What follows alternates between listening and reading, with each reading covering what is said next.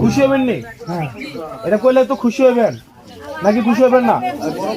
এবার শোনেন, আমি মিথ্যা কথা বলে আপনার কাছে ভোট চাইলাম, ভোট দিলাম, আপনি 6 মাস পরে দেখলেন গ্যাস আসলো না, যতবারই রাঁধতে যাবেন ততবারই আমার গালাগালি করবেন যে কি যে কইছে কি এতের ফুটে ভোট দিব গ্যাস বলে দিব, গালাগালি করবেন না? শোনেন, আমি আপনার কাছে মিথ্যা কথা বলে ভোট চেয়ে আমি আমার নিজের সন্তানকে, আমার নিজেকে আমি গালি খাওয়াইতে চাই না। যেটা সত্য এবং যেটা বাস্তব সেটা আমি আপনাকে বলি। শুধু আমি না, স্বয়ং প্রধানমন্ত্রীও আর আপনাকে গ্যাস সরবরাহ করতে পারবে না। কেন পারবে না? শুনেন, আমাদের যে গ্যাসের যে মজুদ বা গ্যাসের যে আমাদের এটা হচ্ছে আনলিমিটেড না, এটা নির্দিষ্ট পরিমাণ আছে।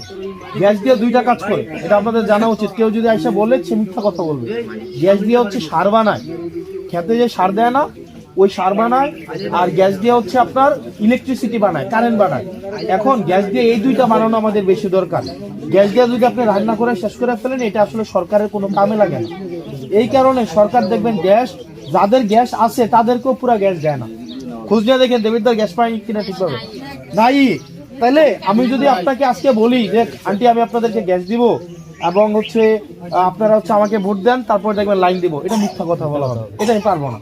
আপনি মিথ্যা আশ্বাস দিয়ে ভোট পাইয়া 5 বছর আমি গালি খাওয়ার থেকে সত্য কথা বলে যদি আপনারা আমাকে ভোট নাও দেন, আমি আল্লাহর কাছে আমি ক্লিয়ার থাকবো। আমি ভোট 5টা ভোট বাড়লে তো আমারই ভালো, কিন্তু আমি মিথ্যা কথা বলতে পারবো না। আপনার আমি না। এবার আসেন, এবার